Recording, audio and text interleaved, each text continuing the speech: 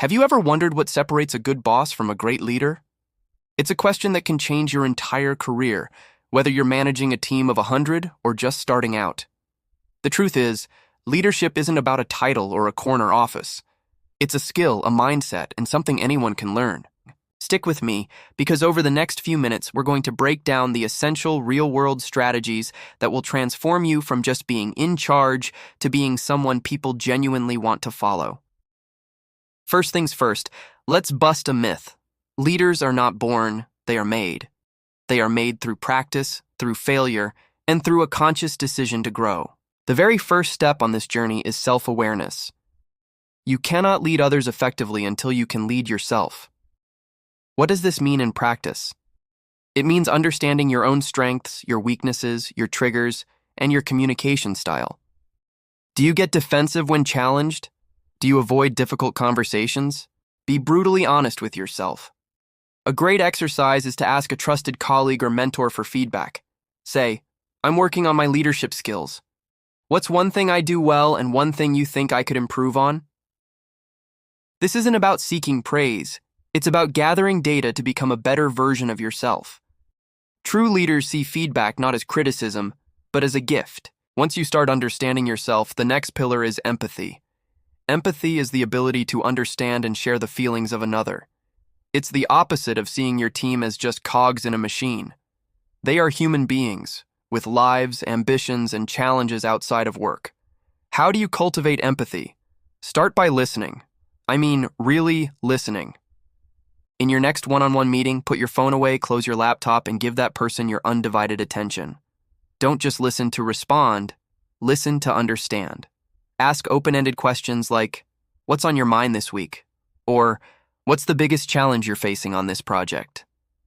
You'll be amazed at what you learn when you create a space for genuine conversation. Empathy builds trust, and trust is the bedrock of any high-performing team. With self-awareness and empathy as your foundation, we can now talk about vision and communication. A leader points the way. You have to have a clear, compelling vision of where you're going. But a vision locked in your head is useless. The art of leadership is communicating that vision in a way that inspires others to join you on the journey. It's about painting a picture of the future and showing each team member how their specific role contributes to making that picture a reality. Don't just tell people what to do. Tell them why they're doing it.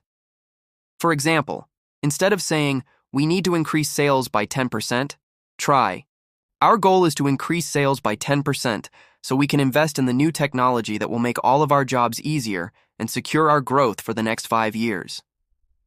See the difference? One is a command, the other is a shared mission. This brings me to a crucial point: empowerment. Great leaders don't create followers, they create other leaders. Your job isn't to have all the answers. Your job is to build a team that can find the answers. This means delegating not just tasks, but responsibility. Give your team members ownership of their projects. Let them make decisions. And yes, let them make mistakes. This is a tough one for many managers. The urge to micromanage is strong, especially when you feel the pressure of a deadline. But micromanagement screams, I don't trust you. It stifles creativity and kills morale. When you empower your team, you give them the space to grow, to innovate, and to feel a true sense of accomplishment. Your role shifts from being the hero to being the coach who helps others become heroes. Now, leadership isn't always about big speeches and grand visions. A huge part of it is about consistency and integrity. It's about being the person everyone can count on. Do you do what you say you will do? Are you fair and transparent in your decisions? Do you hold yourself to the same standards you hold your team to? This is leading by example. Your team is always watching. They see if you cut corners, if you gossip, or if you take credit for their work.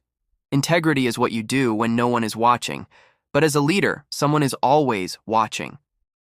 Building a reputation for being dependable and fair is non-negotiable. It's the slow, steady work that builds unshakable loyalty and respect over time. Finally, a great leader is a lifelong learner. The world is constantly changing, and what worked yesterday might not work tomorrow. Be curious.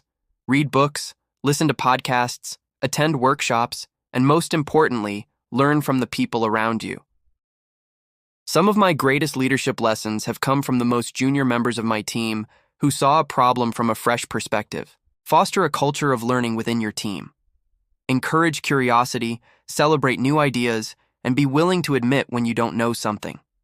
A leader who is open to learning is a leader who is capable of adapting and leading their team through any challenge that comes their way. So let's recap the journey. It starts with looking inward, with radical self-awareness. Then, you look outward, with genuine empathy for your team. You define a clear and compelling vision, and you communicate it with passion. You empower your people to become leaders themselves, trusting them to succeed. You lead with unwavering integrity, day in and day out, and you never, ever stop learning. This isn't a checklist you complete once. It's a continuous practice. Some days you'll be great at it, and other days you'll fall short. That's okay. The key is to keep showing up, keep trying, and keep caring about the people you have the privilege to lead. Thank you so much for spending this time with me today. I hope these insights have given you some practical tools you can start using right away. Leadership is a journey, not a destination, and you've already taken an important step just by watching this. If you found this video helpful, please give it a thumbs up and consider subscribing for more content on personal and professional growth. I'd love to hear from you in the comments. What's the best piece of leadership advice you've ever received? Until next time, keep leading and keep learning.